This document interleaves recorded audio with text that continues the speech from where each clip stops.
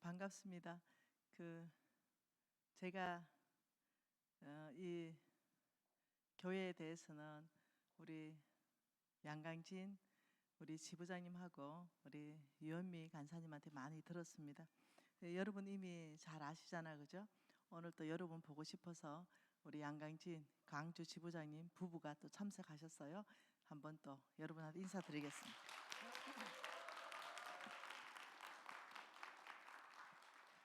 그리고 우리 여기 대전 지부에 우리 지부장님도 참석하셨어요.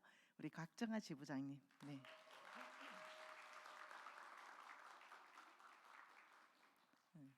좋으네요.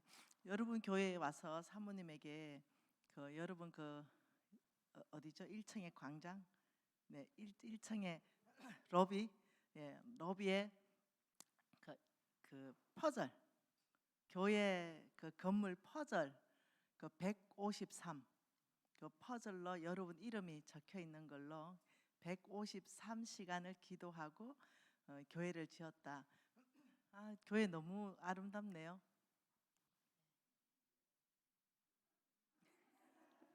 네, 시원하고 이게 기둥 중간에 하나도 없고 몇 좌석이 1, 2층 하면은 또 꽤 되겠네, 그죠? 너무 좋습니다. 153 뜻 아시잖아, 그죠? 네, 153. 저도 뭔가 이게 하면 153 붙여서 뭔가 하고 싶고 이런 게 있습니다. 153 오늘 사모님한테 그 얘기를 들으면서 우리 예수님이 죽으시고 부활하셨잖아요. 그리고 제자들을 여러 차례 만났잖아요. 제자들을 여러 차례 만났는데 만일 예수님이 부활하지 않았다면은 우리 베드로와 그의 제자들 총 7명 옛날의 어부의 삶으로 돌아가는 거에 대해서 이해가 되는데 예수님 부활하셨는데 어부의 삶으로 다 돌아가 버렸잖아요. 이해가 안 되는 거죠. 네, 부활하셨고 승리하셨고 감격도 있고 기쁨도 있고 막 이런데 예수님 돌아가셔서 부활하고 만났는데 베드로는 그냥 제자의 삶을 포기하고 돌아가 버린 거죠. 옛날 그 삶으로 돌아가 버린 거예요. 왜 그랬을까요? 예수님이 돌아가셔서 전혀 부활하지 않았다면 실망해서 낙심해서 제자의 삶을 포기하고 그냥 어부의 삶으로 돌아갔다. 이거 이해되잖아요. 근데 우리 예수님 부활하셨고 승리하셨고 감격과 기쁨이 넘치는데 약속도 지키셨는데 그런데 베드로 나는 고기 잡으러 갈란다 이렇게 하니까 6명이 쭉 따라갔어요. 총 7명이 고기 잡으러 가버린 거죠. 왜 이런 일이 일어났을까? 여러분 오늘 153 하니까 생각나는 거죠. 네. 최후의 만찬 그때 제자들을 발을 씻겼잖아요. 예수님 발을 다 씻기고는 야들아 나는 이제 너희를 떠날 거다 이렇게 말했잖아요. 그 베드로가 주님 어디 갑니까? 이렇게 말하니까 자기가 따라가겠다는 거예요. 그러니까 주님께서 지금은 네가 따라올 수 없다. 그러나 나중에는 따라올 것이다. 이렇게 얘기했죠. 그게 베드로가 뭘 했습니까? 무슨 소리입니까? 목숨을 걸고 주를 따라가겠습니다. 그러니까 우리 또 예수님 뭘 하십니까? 야, 네가 다굴기 오늘 다굴기 전에 3번이나 날 부인할 거다. 베드로의 성격이 가만히 있었겠어요? 베드로의 성격이 난리 났을 거예요. 주님 저를 못 믿으십니까? 이러면서 막 주님한테 난리 났을 거예요. 근데 참 어이없죠? 그 일은 일어났어요. 주님은 저쪽에서 신문 받고 계시고 굉장히 고통 가운데 신문 받고 계시고 베드로는 부인했죠. 참 부인만 했습니까? 저주했죠. 욕을 했습니다. 이때 성경을 보니까 예수께서 신문 받으시다가 이렇게 돌아본 거예요. 베드로를 본 거예요. 그러니 이 베드로가 얼마나 뜨끔했겠어요. 근데 그때 닭이 울어버렸잖아요. 여러분 어떤 느낌이 들었을까요? 와, 실패감.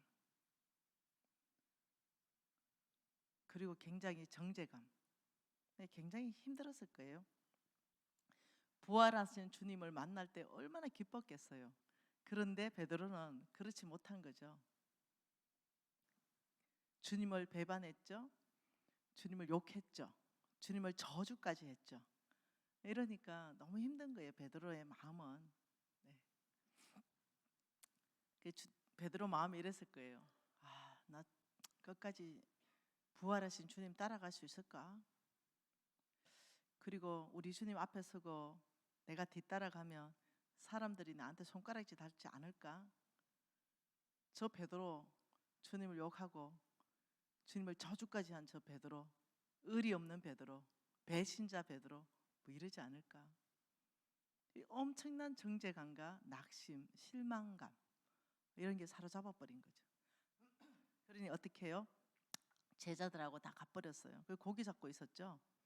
우리 예수님 부활하셔서 거기 오셨잖아요. 얘들아, 저 멀리서 한 50m 떨어진 데서 고기 잡고 있는데 얘들아, 그 뭐 좀 잡았냐?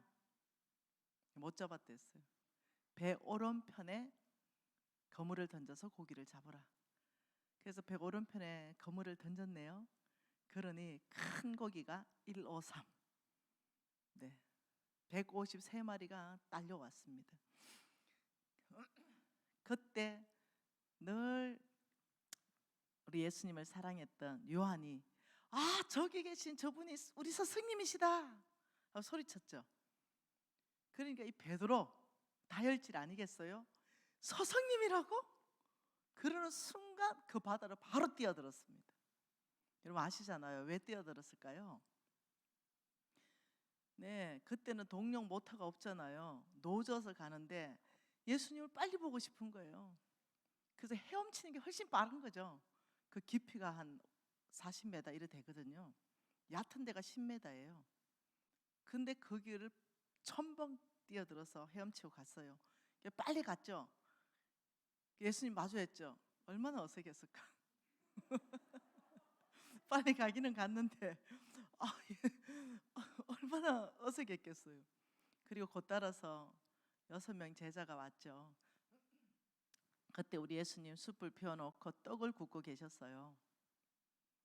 그리고는 이 어색한 분위기를 예수님이 깨야 되잖아요.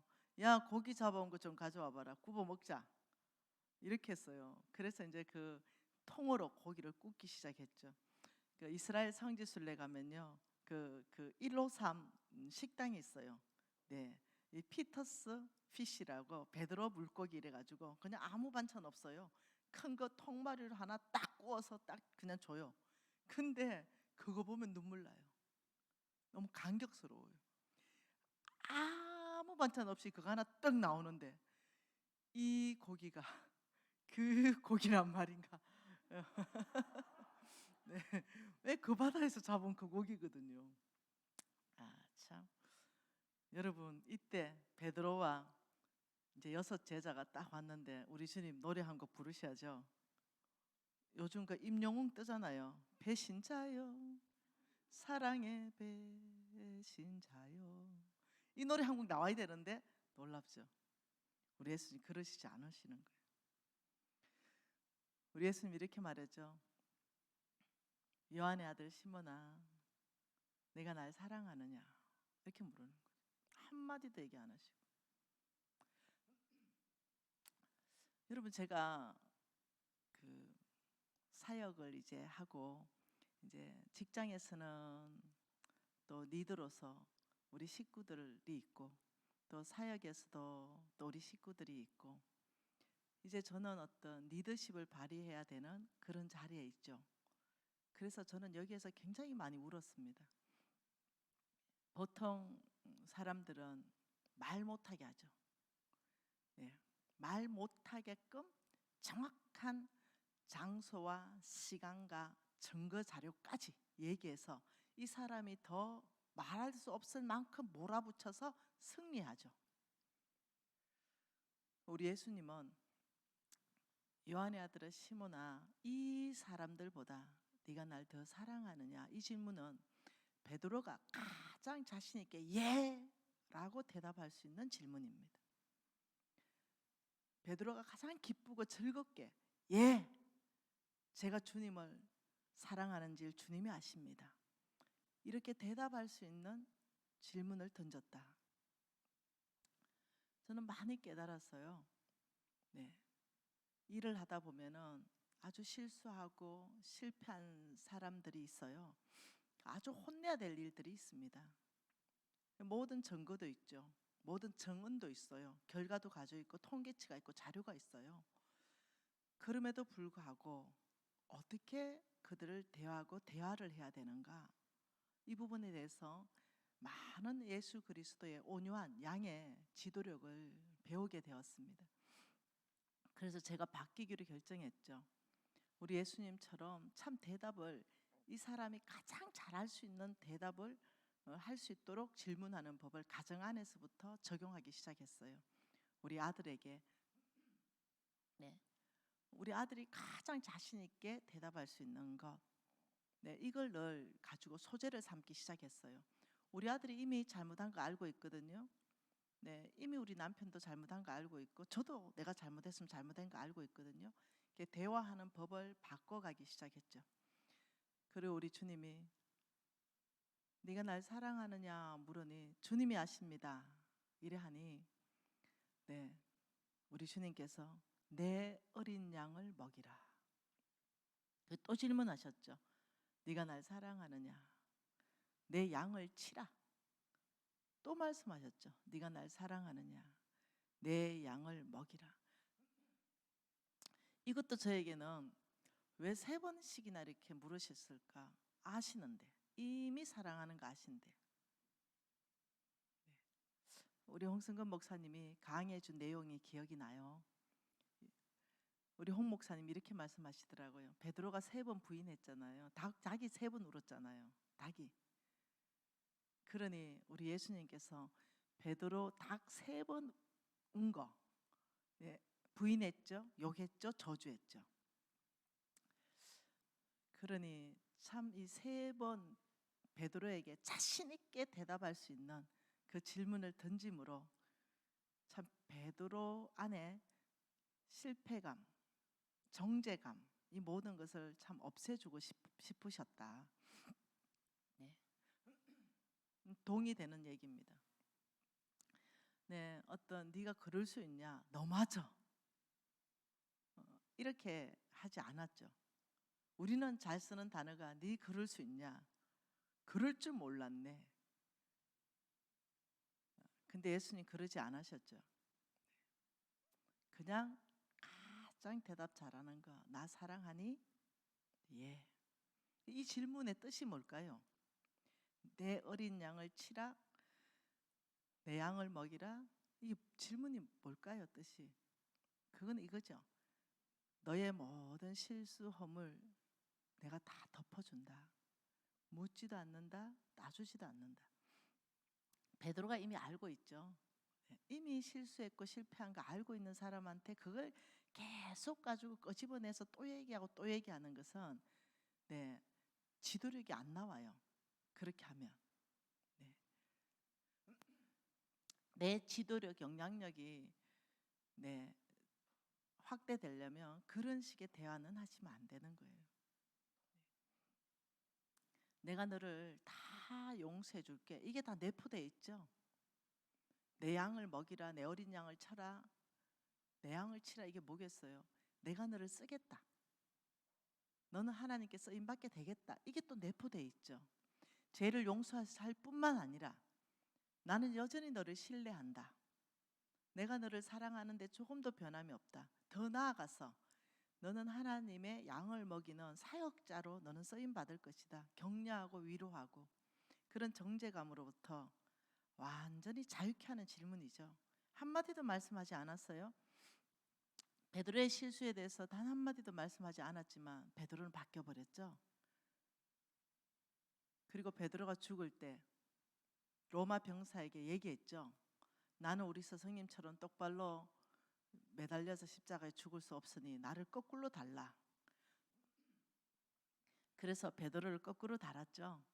그리고 밑에서부터 불을 붙였죠.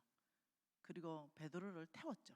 이렇게 베드로가 정말 순교할 수 있는 사람의 믿음으로 바뀌게 된 사건은 바로 이 사건이에요. 용납하고 용서하고. 베드로가 이렇게 말했죠. 모든 사람이 주를 버려도 저는 절대로 주를 버리지 않겠습니다. 저는 목숨을 걸고 주를 따라가겠습니다. 그때 그 헌신, 그 고백은 진실이라는 거예요. 결과가 그날 다 굴기 전에 예수님을 배반하고 욕하고 저주까지 했지만 그 결과가 그 사람 전부가 아니라는 거예요. 그 결과가 났던 것은 두려움, 겁나고 무섭고, 그래서 그 결과는 내가 원하지 않는 결과가 났어요. 그러나 그 당시에 주님 앞에 고백했던 그 베드로의 고백은 100% 진실이라는 거예요. 거짓이 아니라는 거죠. 근데 결과는 반대로 났어요. 근데 우리 예수님 아시죠? 우리 예수님 그때 그 베드로의 고백도 100% 진실로 우리 예수님 받으셨고, 그러나 네가 지금은 못 따라온다. 왜요? 약해서. 지금은 네가 그 안에 그 네의 결정을 시행할 수 있는 능력이 없다. 근데 후에는 따라오게 될 것이다. 왜요? 내가 가고 성령을 보내니까.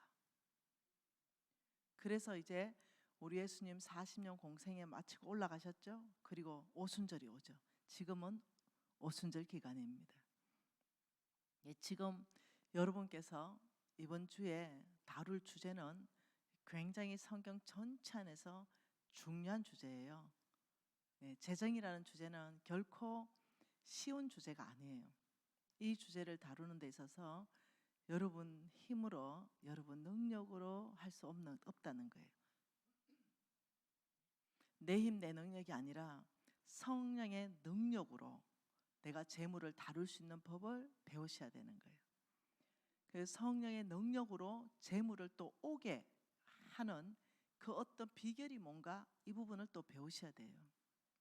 또 성령의 능력으로 돈 벌고 성령의 능력으로 돈 쓰는 일이 무엇인가를 배워야 되는 거예요. 이거는 거저되는 게 아니에요. 그래서 베드로는 간절히 성령을 기다렸습니다. 다락방에 모였죠. 그 전심으로 기도했어요. 그리고 마침내 성령이 임재하십니다. 그리고는 막 밖에 나갔습니다. 육신으로 살았던 베드로가 영적인 사람으로 바뀌었어요. 성령의 사람으로 바뀌었죠. 고기 잡던 베드로가 이제는 사람을 낚는 어부로 바뀌었죠.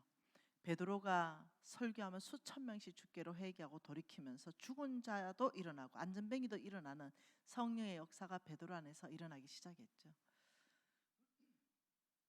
여러분이 이 러비에 153 퍼즐이 있다 하니 이 대목이 생각이 났어요.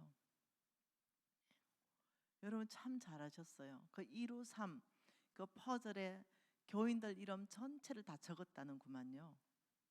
그리고 그 퍼즐을 기도로 이 교회를 짓는데 하나하나 퍼즐을 맞춰갔다. 감격스러웠어요. 너무 잘하셨다고 칭찬하고 싶었고, 여러분 교회의 기대가 커요. 네. 하나님께서 이 교회를 구원의 방주로 삼으실 줄 믿습니다. 네. 그래서 기하고 또 여러분 교회가 너무 아름답게 지어져서 너무 또 감사하고, 또 여러분 교회 담임 목사님과 사모님이 우리 NCMN과 네트워크되어 있습니다. 그리고 NCMN의 16기, 7기, 17기 또 재정학교에 오셔가지고 또 함께 또 우리가 공부했습니다. 그리고 17기가 끝나고 여러분 교회는 코로나 덕분에 탁월한 저의 애제자, 네, 제가 너무 존경하는 우리 또 양강진 또 유현미 부부, 의사 부부잖아요. 그러면서도 자기 자신의 영역에도 탁월함을 드러내지만 또 하나님의 일에도 참 탁월하게 헌신하는 이 두 부부가 열방교회 또 재정학교에 액팅 리더로 섬겨 주셨잖아요. 네, 그러면서 또 여러분 교회는 이미 재정 학교에 대해서, 재정 원리에 대해서 많이 알고 있습니다. 우리 NCMN에서 수고를 많이 했어요, 여러분 교회에. 네. 네. 이제는 열매 맺는 시즌으로 저는 들어갈 거라고 확신이 들어요. 그래서 열매를 거두게 하시고 열매 맺는 시즌으로 하나님이 여러분 교회를 쓰실 것 같습니다. 그러는 시즌 안에서 제가 또 이 코로나 시대에 또 여러분 교회를 섬길 수 있어서 얼마나 감사한지 모르겠습니다. 여러분 성경에는 성부, 네, 성부 이 떼져 그죠? 성부, 거룩한 부자, 네, 성부.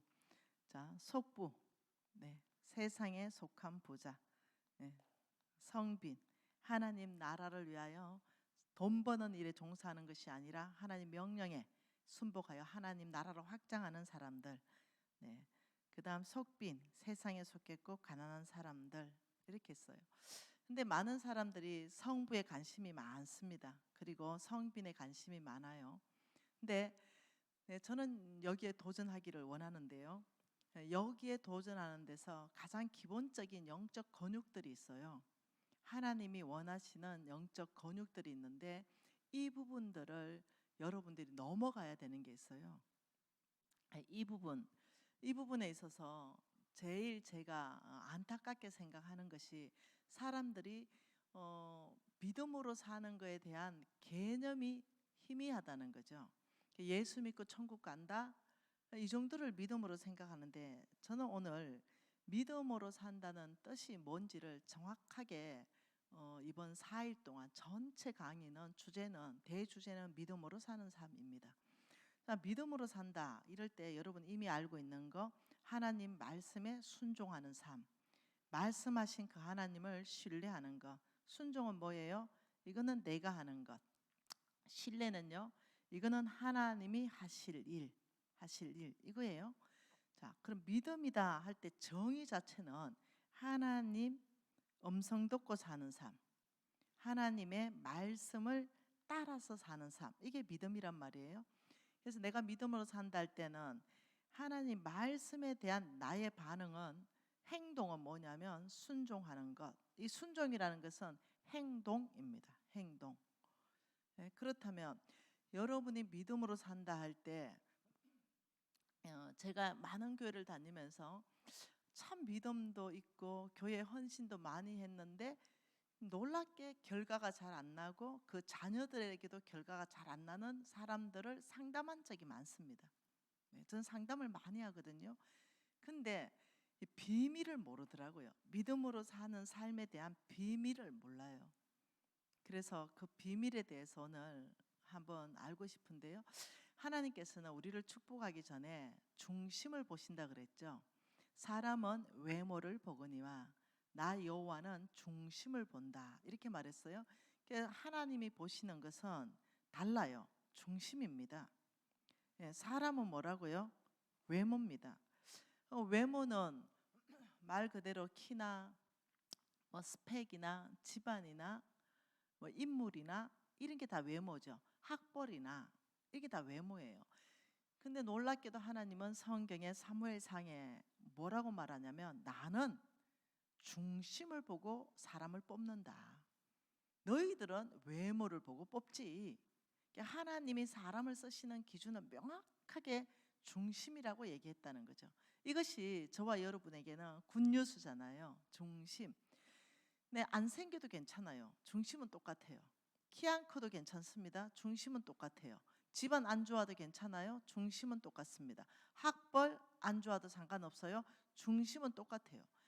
그러니 우리 하나님께서 사람을 뽑을 때 어떤 외모를 기준으로 절대로 제시하지 않고 중심, 너의 그 중심을 보고 내가 너를 뽑아서 쓴다. 우리는 지금 성부로 쓰임 받고 싶고 성빈으로 쓰임 받고 싶어요. 네, 이 두 가지 삶 말고 재정적인 없거든요. 이렇게 쓰임 받고 싶은데 중심이 하나님께서 보시는 그 중심 중에 아주 높은 수준의 그 중심에 통과 못하는 사람들이 있더라는 거예요. 꼭 이거하고 똑같아요. 그 40년 광야를 쭉 지나와서 그 요단강 앞에서 통과 못하는 거하고 똑같은 거죠. 요단강 앞에서 못 넘어가고 거기서 다 죽는 거하고 똑같은 거죠. 그래서 제가 어디에 가장 통과를 못하는가 찾아보니까 보이는 거예요. 그래서 우리 지금 열방교회는 다 통과할 거예요. 하나님의 말씀은 시편입니다.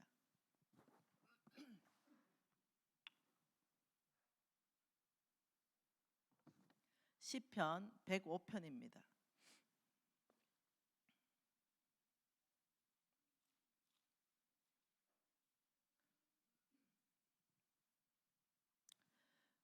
시편 105편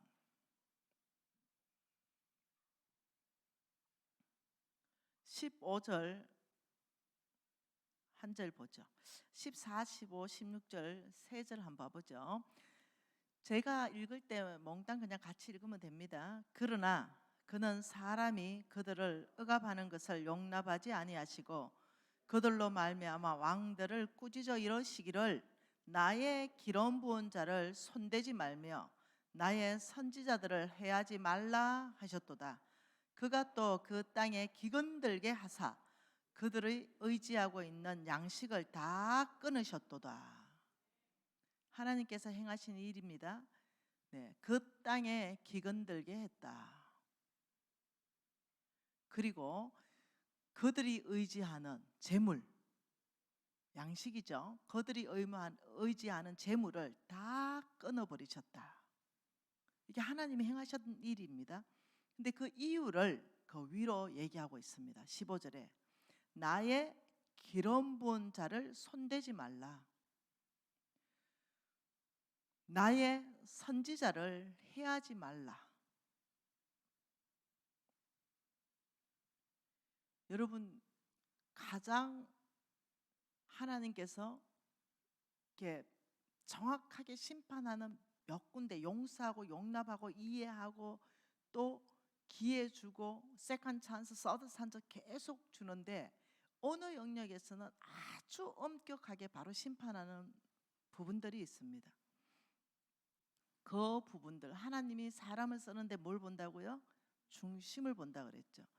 하나님께서는 공동체적 사명이 있는 사람, 공동체적 사명, 공동체적 사명이 있는 민족이 이스라엘입니다. 아브라함의 씨예요.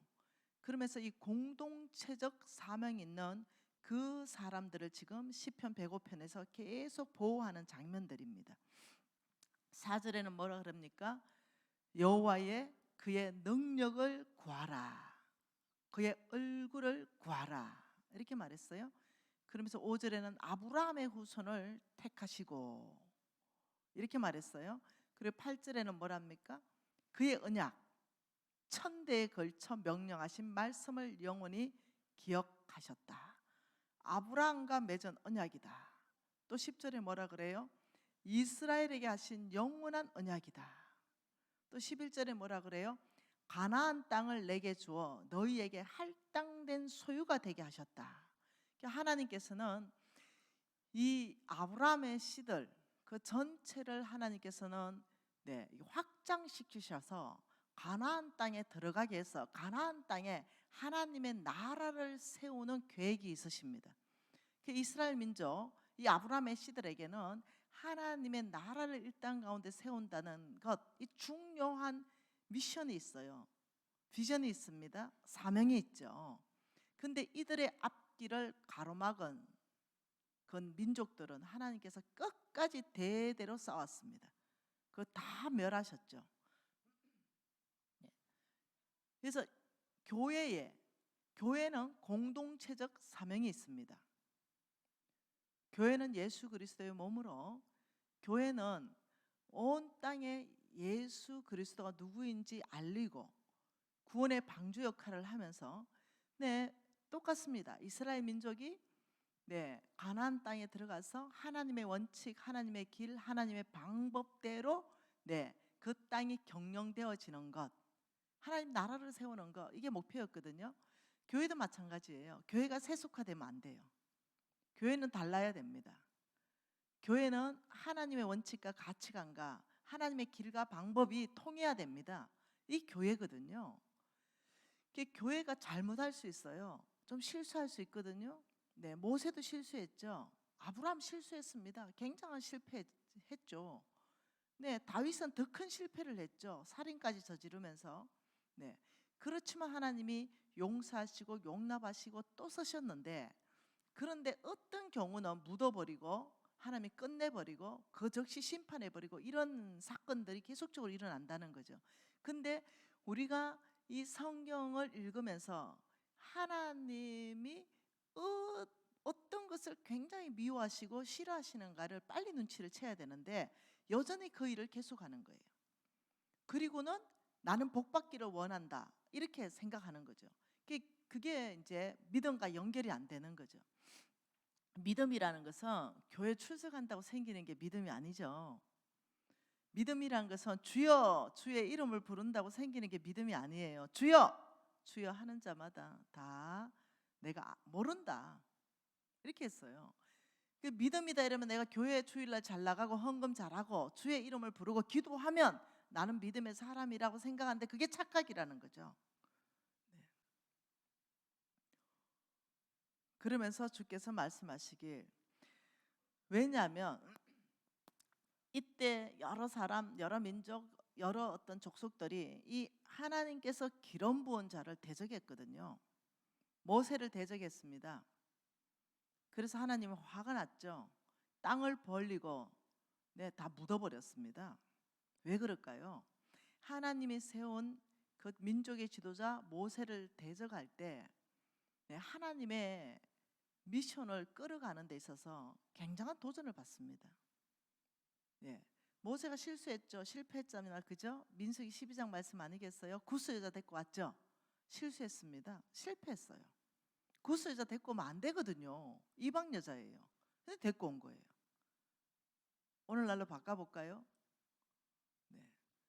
만일 여러분 교회 담임 목사님 아니면 이 땅에 있는 교회의 목사님이 비슷한 걸로 실수했다 뭐 이렇게 바꿀 수 있어요.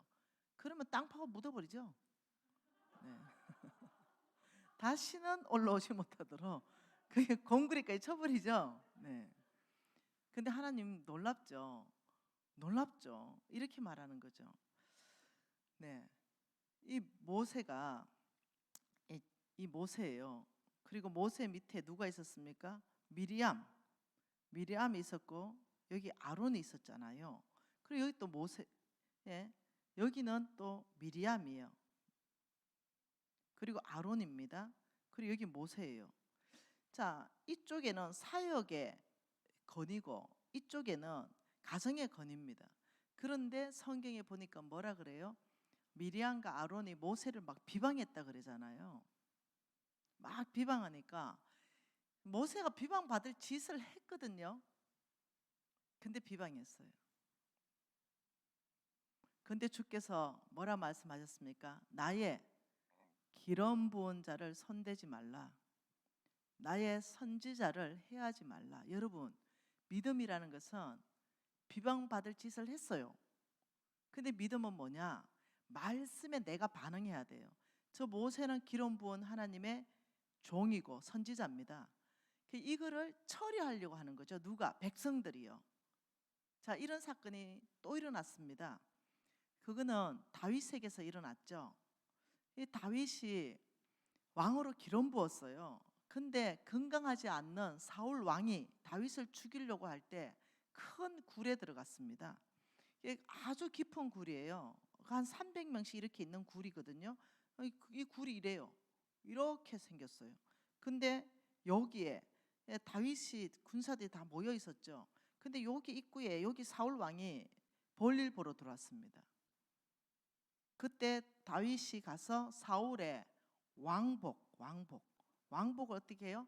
살짝 잘랐다. 성경 다 아시죠? 안 찾아봐도 되겠죠? 살짝 잘랐어요. 그런데 성령께서 뭐라 그랬어요? 양심을 찔리게 했다라고 성경은 했어요.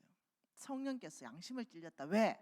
하나님께서 사울에게도 왕으로 기름 부었거든요. 네.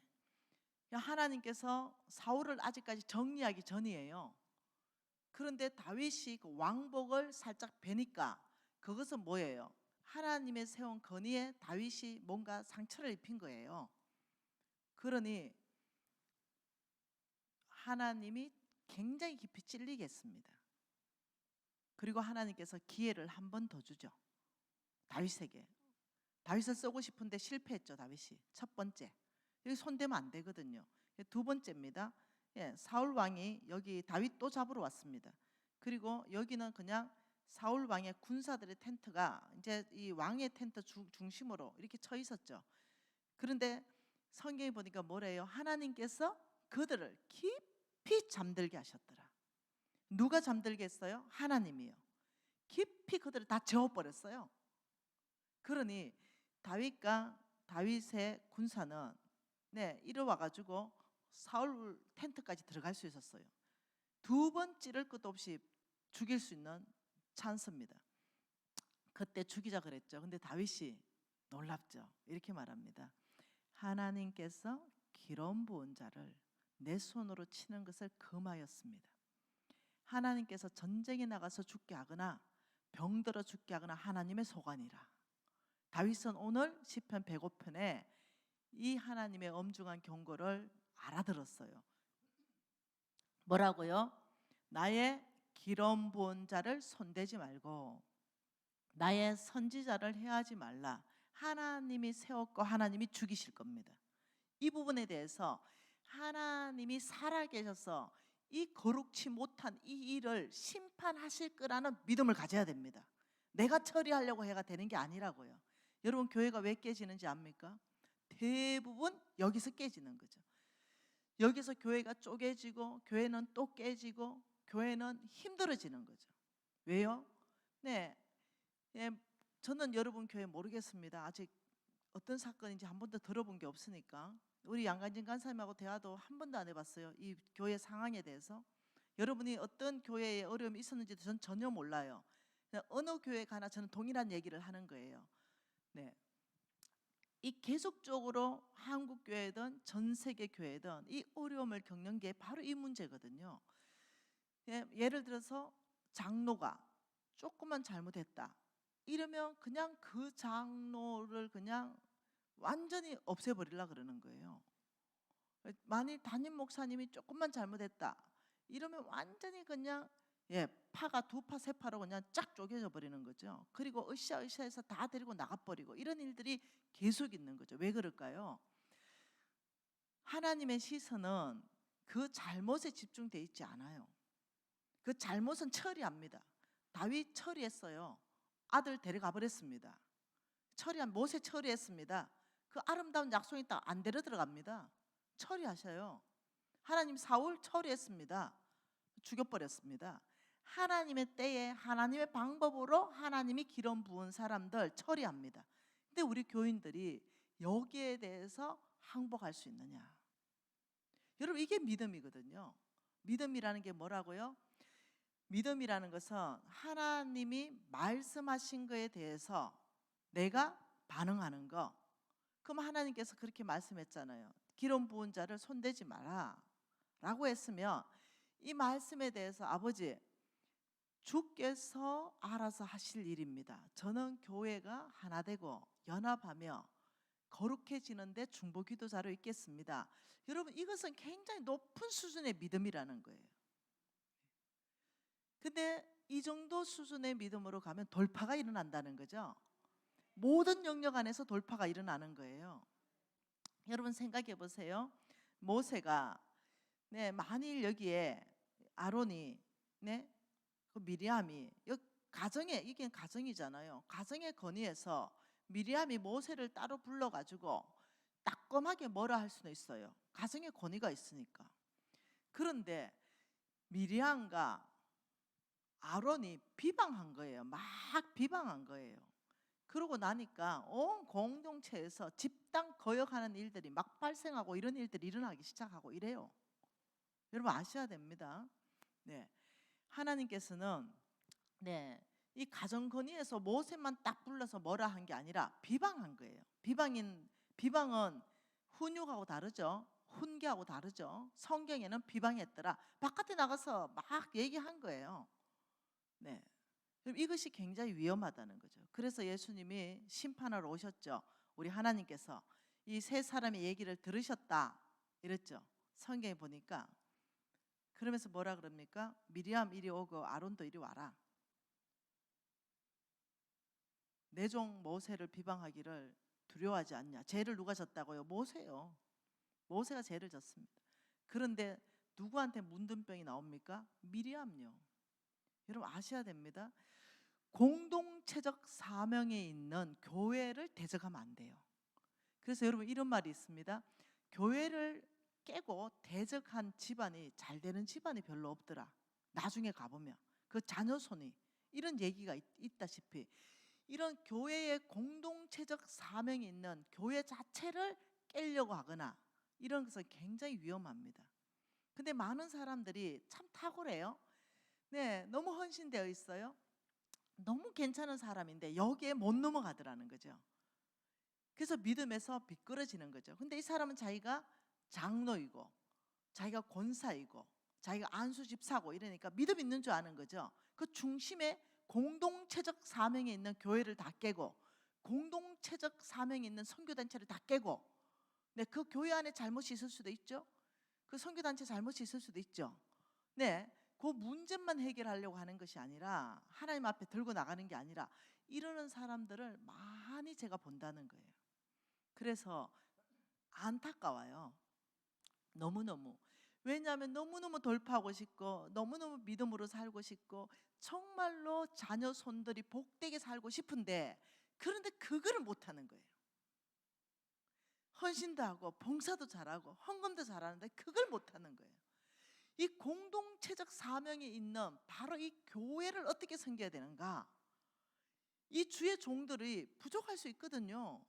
이들을 어떻게 섬겨야 되는가? 여기에서 미끄러지는 사람들을 너무 많이 보는 거예요. 우리 어머니가 이렇게 말했습니다. 너희들은 절대로 교회가 깨지는 쪽에 서지 마라. 교회가 쪼개지는 편에 절대로 서지 마라. 잘잘못을 따지지 마라. 교회가 깨지는 것은 어떤 경우도 주의 뜻이 아니다. 그러니 교회를 지키는 대로 남아 있어라. 교회를 지키는 자로 있어라. 설사 거기가 잘못이 있다 하더라도 그 자리가 복된 자리다. 이 얘기를 여러 번 하셨어요. 근데 그걸 이제 아는 거죠. 어쩌면 나간 사람이 더 잘할 이게 정당성이 있을 수도 있거든요. 근데 그게 하나님이 원하는 게 아니더라는 거죠. 우리 예수님이 베드로한테 베드로의 고백을 들으면서 얘기했는 말씀이 있잖아요. 근데 어떻게 찾아와서 어떻게 한다고요? 예수님을 저주까지 했는데 용서하고 용납하고 주의 사명을 또 맡기고 이러면서 사람을 풀어주고 사람을 세워주고 다시 제자들하고 연합시켜서 바로 그 하나님이 주신 미션을 감당하게 하는 우리 예수님의 지도력 한번 봐보세요. 그 전체 안에서 한번 봐보세요. 바로 교회는 이런 공동체라는 거죠. 여러분 이제 제가 교회 오면서 쭉 돌아보니까 주변에 아파트가 이제 많이 입주했어요. 그러면 이제 새 가족들이 많이 올 거예요. 어떻게 하실래요? 예, 그 새 가족들은 산전 수준을 같이 겪은 사람들이 아니잖아요. 네, 여기에 교회를 짓는다고 여러분이 다 헌금했잖아요. 그 새 가족들은 그냥 이 좋은 예배당에 쑥 들어왔잖아요. 처음부터 우리 목사님과 사모님이 그 천막 교회부터 시작해서 지금까지 같이 움직인 사람도 계실 거예요. 그 모든 수고는 남아있는 사람이 다 했는데 새로운 가족은 말 그대로 너무 좋은 환경에서 너무 좋게 예배드려요. 이때 그리고 어떠냐 좀 봉사해주면 좋겠는데 봉사도 안 하고 완전히 그냥 뭐라 그러지 그걸 얌체 같은 짓을 할 때 네, 어떻게 할 거예요? 네. 여러분 교회는 미션이 있거든요. 네. 제가 어떤 사람인지 제가 얼마나 여러분에게 사랑받기에 부적절한 사람인지 제가 고백 좀 할게요. 네, 저는 여러분이 막 박수치고 환영하니까 부끄럽습니다. 주님 앞에 부끄러워요. 베드로 같은 그런 생각이 드는 거죠. 아이고 참 아이고 주님께 감사하다. 어찌 내 같은 사람을 이 박수받게 하냐. 아버지 이 박수는 오직 주님이 받으셔야 합당합니다. 이렇게 늘 고백해요. 왜 그런지 아시죠? 베드로 같은 그런 어떤 엉망진창인 삶이 내 안에 있었거든요. 그런 삶을 살았던 사람이에요. 저는 여러분에게 존경받기에는 너무나 부족한 사람입니다. 네, 저는 거신 4대로 태어났습니다. 그리고 우리 어머니가 말씀으로 잘 양육해 주셨어요. 중학교 1학년 때 저는 헌신했습니다. 저는 오직 정말 예수를 위해서 죽고 싶었어요. 저는 지금도 순교하고 싶은 사람입니다. 그런데 저는 율법적이었죠. 저는 내 의가 충만한 사람이었어요. 하나님을 잘 몰랐죠. 그러니 저는 하나님의 성품을 잘 몰랐던 거죠. 한번 봐볼까요? 여러분 이사야 말씀 한번 봐볼까요? 제가 하나님을 얼마나 몰랐는지. 네. 이사야 말씀 한번 봐보십시다. 이사야 30장인가요? 네, 이사야 32장이네요. 이사야 32장 17절 한번 읽어볼까요? 이사야 32장 17절. 공의의 열매는 화평이요 공의의 결과는 영원한 평안과 안전이라. 자, 공의예요. 공의. 공의의 열매가 뭐라 그래요? 공의의 열매가 이게 화평이라는 거예요. 화평. 그리고 공의의 결과가 있습니다. 이거는 뭐라 그래요? 영원한 영원한 안전, 영원한 평안 이렇게 말했어요. 이게 공의를 쓴다면 이것이 화평이 나와야 되고 열매 자체가 공의의 결과는 영원한 안전과 평안을 누려야 되는 게 이게 공의를 쓰는 기준점이에요. 그런데 공의를 썼죠. 미리암과 아론이 공의를 썼습니다. 모세의 잘못에 대해서 칼을 들이댔습니다. 그 공의를 썼죠. 근데 하나님께서는 너의 공의는 잘못되었다. 왜? 너의 공의의 열매가 화평한 게 아니라 모든 사람들이 선동되고 그 마음이 미혹되고 모세에 대해서 거역하는 마음들이 일어나는, 모세가 너희 공의 때문에 모세의 잘못이 정말 영원한 안전 가운데 거하고 평안 가운데 거하고 화평을 누리느냐는 거예요. 이게 공의예요. 이 공의를 쓸 때 기준점입니다. 자, 이걸 그림으로 한번 그려보죠. 한번 봐보십시다. 자, 여기에 이만한 뭔가가 있어요. 네, 여기에 죄라는 것이 이렇게 붙어 있는 거죠. 이건 죄예요. 네, 이건 죄가 붙어 있어요. 그럼 이것을 공의를 쓸 때 공의를 써야 됩니다. 죄가 붙어 있다고 이 전체를 다 죄인 취급할 수는 없잖아요.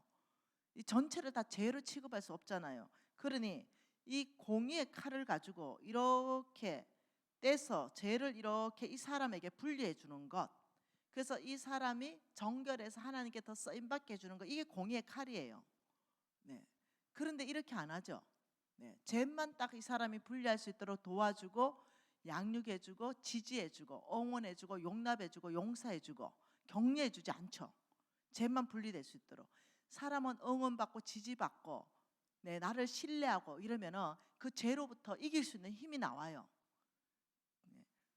근데 이렇게 하지 않죠. 그러면서 어떻게 합니까? 하나님께서는 공의를 쓴다면, 네가 공의를 쓴다면 어떻게 해야 돼요?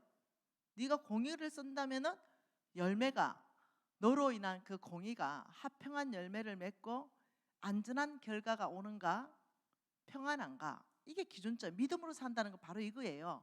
공의를 쓰기 전에 내가 이렇게 함으로 우리 교회가 안전하고 평안하고 화평을 누리는가, 아니면 내가 이 말을 하면서 당 짓고 수근거리고 교회를 대적하고 담임 목사님을 모함하고 장로 근사들을 모함하고 혹은 어느 성도들을 모함해서 오히려 깨지는 건가? 깨진다 이러면 멈추는 게 믿음이에요. 마땅히 욕을 얻어먹을 짓을 장로 근사가 했다 쳐보십시다. 목사님이 했다 쳐보십시다. 그래도 내가 쓰는 바로 그 공의라는 것은 잘했는 건 잘했다, 잘못된 건 잘못했다 명확하게 말하는 게 공의거든요. 그런데 그 공이 잘못했다는 것을 말하기 전에 내가 잘못했다 말하는 것이 합평한 열매가 나는가, 내가 잘못했다라고 얘기하는 것이 그 사람이 안전하게 거할 수 있는가, 그 사람이 평안한가, 이게 결과거든요. 이게 믿음이에요. 믿음이라는 것은 하나님 말씀한 거에 대해서 반응하는 거예요. 근데 이거 다 무시해버리는 거죠. 그냥 공이다 이렇게 해서 다 파괴해버리는 거죠. 깨버리는 거예요. 여러분, 저는 저의 부족한 과거를 얘기하는 거예요. 저는 공의가 충만했던 사람입니다. 저는 죄 짓는 거 미워해요. 저 싫어합니다. 지금도 싫어합니다. 네. 저는 필요 이상으로 좀 정직한 사람이에요. 네.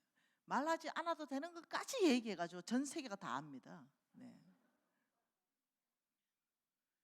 그러니 제가 우리 어머니한테 쭉 훈련 받을 때 성경 안에서 훈련 받았는데 이게 머리만 있지 심장으로 안 오니 아는 말씀은 많은데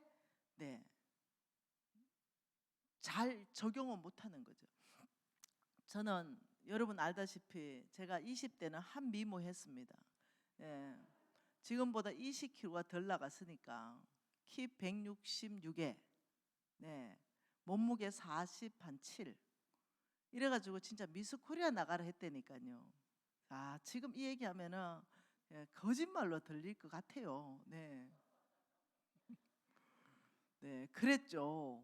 네, 우리 양강진 지부장이 크게 웃어버리잖아요. 네, 근데 진짜예요. 네, 참 그랬는데 대학을 3개를 다녔거든요. 대학을. 그러니 거기에 대학 3개를 다닐 정도니까 얼마나 많은 미팅이 들어왔겠어요. 미팅, 그 소개팅. 근데 제가 이렇게 말했다니까요.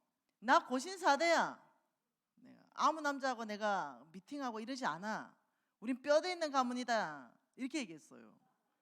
그리고 이제 그게 이제 형제들이 뭐 자기 어떤 소지품을 다 이렇게 내놔요. 그러면 이제 내가 만일 시계를 잡으면 시계 내놓은 형제하고 짝이 되는 거예요. 그래서 내가 내 운명을 시계에 맡긴단 말이냐, 내가. 그리고 내가 결혼할 남자가 아닌데 무슨 그 남자하고 희덕거리고 논단 말이냐, 그런 소리 집어치워라. 한 번도 안 했어요. 미팅을. 이 미모를 가지고. 그런데 지금 우리 신랑이요, 첫 남자입니다. 끝남자인지는 모르죠. 그건 살아봐야죠. 그거는 살아봐야 아는 거죠. 그거는 아직까지는 첫 남자예요. 끝남자가 되기를 바라는데 내 혼자 바란다고 됩니까 그게? 서로가 바라줘야 되는 거지. 그거는 자신할 수 없어요. 그랬는데 그리고 제가 이거 실합니다. 제 대학 다닐 때 한복 입고 다녔어요.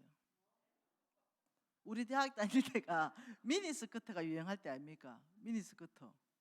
근데 내가 뭐라냐면 무슨 종아리를 내놓고 다니냐 이래가지고 한복인데 있잖아요. 개량 한복 해가지고 7부 8부까지 오게 해가지고 위에 좀 길게 하는 거 있잖아요. 아주 편하게 개량 한복. 우리 큰형부 어머님이 사돈 어른이 한복집 했거든요.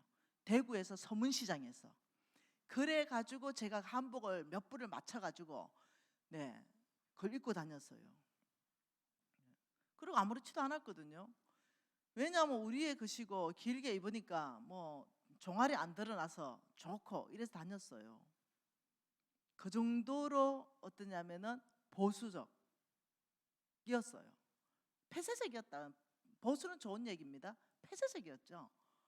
이러다 보니 내 기준이 그렇다 보니 내 기준으로 잣대를 들이대는 거예요. 남에게. 여러분, 강사의 실수를 통해서 하나님이 여러분에게 하시는 말씀이 있겠죠. 그래서 저는 마태복음 1장을 쭉 읽습니다. 나는 이거 이해 안 돼요. 마태복음. 제가 청년 때입니다. 이 마태복음 1장을 읽으면서 아브라함과 다윗의 자손 예수 그리스도의 계보라. 너무 좋잖아요. 너무 아름답잖아요. 우리 예수님이 어느 족보로 태어났는가, 이 족보가 나오는데 거기에 보니까 3절에 다말이라는 여자가 나오는 거예요. 장녀 행사했는 애. 시아버지 상대로 장려 행세했잖아요. 그래서 쌍둥이 낳잖아요. 베레스와 세라. 그래서 제가 거기에 다말에다가는 종이 오래 가지고 풀로 발라버렸어요. 이 거룩히 못한 여자가 우리 예수 그리스도 족보에 있으면 안 된다. 이래 발라버렸죠. 그리고 또 읽다 보니까 라합이라는 기생이 있는 거예요. 어찌됐든 간에 얘도 기생이야. 그래서 종이 오래서 여도 붙여버렸죠. 그리고 이제 룻 있잖아요. 룻도 보니까 이방 계집이야. 얘도 마음에 안 들어. 그 종이로 붙였어요.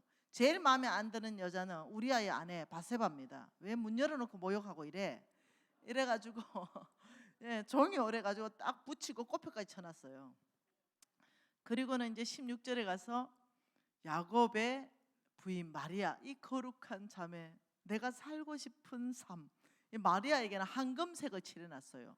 그리고 별표 딱 붙여놓고, 지금도 보니 별표가 있네. 네, 이렇게 해놨었어요. 이게 저의 삶이었습니다. 계시가 없는 거죠. 왜 이 족보를 왜 기록했는지 이해를 못하는 거죠. 이러고 어느 날 제가 고신 다녔댔잖아요. 고신교회에 일찍 가가지고 앉아서 기도하고 있는데, 아이고 어느 자매 하나가 왔는데, 와, 그 발톱에 까만색 칠했대요. 양발 안 신고 슬리퍼 끌고, 그리고 손에는 막 빨간색하고 색깔별로 막 칠해놓고, 머리는 산발해가지고 물이란 물론 물감으로 다 들여놓고, 그걸 찔끔 묶고, 그리고 그냥 껌은 찍찍 씻고, 그리고 이제 내 옆에 이렇게 앉았는데, 그래 다리를 꼬고 앉았는데 속옷이 보이잖아요. 너무 짧으니까. 그래서 제가 보다가 불편한 거예요. 계속 마음이. 그리고 기도도 안 하고 껌을 짝짝짝 씻고 있는 거죠. 근데 벌떡 일어났어요. 자매님 바깥으로 잠깐 나볼까요? 그래서 바깥에 그리고 여기는 거룩한 하나님의 성전입니다. 껌 뱉고 집에 가서 옷 바꿔 입고 얌전하게 양발 신고 운동화 신고 그리고 다시 오세요. 안내 잘 해드렸어요. 가시도록. 그리고 난 너무 잘했다 생각했죠. 그리고 아주 많은 시간이 흘렀습니다. 약 10년 이상 흘른 것 같아요. 제가 굉장히 어려울 때, 제가 55 부도 났을 때, 광야에서 울부짖을 때, 그때 그냥 이 마태복음 1장을 그냥 자동적으로 이해시켜 주셨습니다. 그냥 자동적으로. 이걸 갑자기 읽는데 갑자기 다말이라는 여기에서 내가 보이는 거죠. 제가 다말인 거예요. 이게 보이는 거예요. 이제는 라합이라는 이 자매 안에서 내 모습이 보이는 거죠. 룻에서 우리아의 아내에서 다 내 모습이 보이는 거죠. 그 주님이 왜 마태복음 1장일까? 왜 이런 족보로 나셨을까? 그 주님은 용서 못하고 용납 못하고 쓰임받지 못할 사람이 아무도 없는 거예요. 주 안에는 누구든지 용서하고 용납받고 누구든지 쓰임받을 수 있는 거예요. 이제 그때서야 깨달아지는 거죠. 근데 이걸 깨달아지는 순간 한 장면이 클로즈업 되는 거예요. 그것이 그 오래전에 그 자매, 내가 바깥으로 나오세요, 껌 뱉으시고 신발 좀 똑바로 신고 옷 좀 잘 입고 오세요 했는데, 그 자매가 나를 물끄러미 쳐다봤거든요. 그 눈이 보이는 거. 이제 10년이나 더 지나서 그 자매의 눈에서 나한테 호소하는 게 있는 거예요. 주님, 교회는 다를까요? 저 너무 지쳤어요. 저 밤새도록 시달렸어요. 저 위로받고 싶어요. 저 갈 곳 없네요. 예수가 사랑이라는 소리를 들었는데 교회는 다를까요? 이 교회가 좋다고 소문났던데 주님은 있는 모습 그대로 받아준다는데, 그날 교회로 피해온 자매죠. 살고 싶어서. 위로받고 싶어서, 그날 격려받고 싶어서. 근데 제가 쫓아냈죠.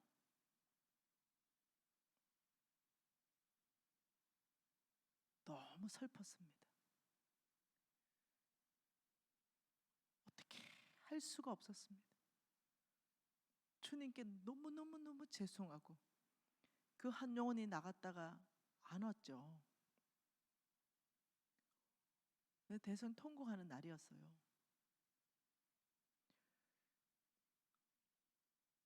여러분, 우리 주님은 있는 모습 그대로 봤잖아요. 이제 여러분 교회는 비상할 거예요. 있는 모습 그대로 사람들이 오기 시작할 거예요. 더 많이 올 거예요. 주변에 이사 온 사람들이 어떤 사람인지 우리는 몰라요. 그런데 이 교회로 발을 내딛는다면 그 사람은 위로가 필요하고, 격려가 필요하고, 지지가 필요하고, 있는 모습 그대로 이 교회가 웰컴하고 환영하고 이해해줘야 돼요. 치마 짧게 입고 오면요, 놔두세요. 몇 주 지나면 긴 거 입고 올 거예요. 양발 안 신고 오면 놔두세요. 또 몇 주 지나면 양발 신고 올 거예요. 왜? 성령께서 역사할 거예요. 또 성경 읽다 보면은요, 아이고 여기는 이렇게 옷을 입은 둥 만둥해가 와가 되는 데가 아니네, 알 거예요. 성령께서 이끌어서 오셨잖아요. 오게 하셨잖아요. 근데 너무 많은 나의 공의의 기준, 잣대가 너무 많은 사람들을 제가 정죄하고 비판하고 판단하고, 저에게는 예수의 모습이라고는 1도 없는 거예요. 이런 사람을 하나님 어떻게 쓰시겠어요? 사랑도 없고, 하나님 마음도 없고, 예수님의 마음도 없고, 내 공의가 충만하고, 이런 사람을 쓰실 수가 없는 거죠. 저는 광야에 갔습니다. 아주 극심한 고통 가운데 저는 50억 부도나고 약 10년 동안 거의 노숙자 삶을 살았어요. 여러분 아십니까? 내려가봐야 훈련되는 게 있습니다. 내려가봐야, 나같이 완악한 사람들은. 여러분, 어떤 사람은요, 하나님 말씀에 깨집니다. 내가 그렇게 살았다 하더라도 말씀이 선포되면 아버지 더 이상 이 삶을 살지 않겠어요 하고 회개하고 돌이켜버리는 사람이 있어요. 이런 사람은 참으로 복되도다. 근데 나는 완악한 거예요. 말씀을 그렇게 많이 읽고 저에게 양심으로 얼마나 많이 말씀했겠어요. 그리고 우리 담임 목사님이 설교를 통하여 얼마나 많이 제가 찔림이 있었겠어요. 그리고 우리 어머니의 양육을 통해서 얼마나 많이 제가 훈련 받았겠어요. 그럼에도 불구하고 나의 완악함, 고집, 어떤 내가 정해놓은 기준점, 공의,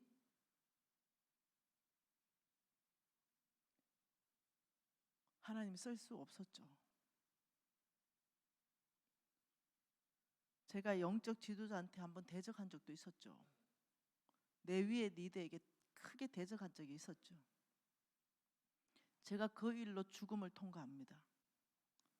주께서 명확하게 말씀하셨거든요. 내가 기름 부은 자를 손대지 말며 나의 선지자를 해하지 말라라고 명확하게 말했음에도 불구하고 내가 내 위에 리더에게 거역했죠. 대적했습니다. 그러니 저는 영향력 있는 사람이니 그 리더 빼고 몽땅이 다 내 편으로 서는 거죠. 왜냐, 저는 조리 있게 말하고 설득력 있게 말하고 성경 안에서부터 말하고 못 따라오는 거예요. 내 리더는 바로 검식해 버리더라고요. 그때까지도 몰랐죠. 그런데 광야 안에서 하나님이 너가 틀렸다. 그 리더가 틀린 건 하나님이 알아서 할 일이고, 너가 틀렸다. 너의 그 태도는 내가 원하는 태도가 아니다. 너는 믿음으로 살라. 저는 믿음으로 살았거든요. 저는 고신 4대라니까요. 성경을 읽어도요, 저는 엄청나게 읽었어요. 200번을 더 읽었죠. 이제는 셀 수도 없어요. 저는 헌금을 최하 30% 한다니까요. 버는 거에. 주의를 제가 어긴 적이 없다니까요.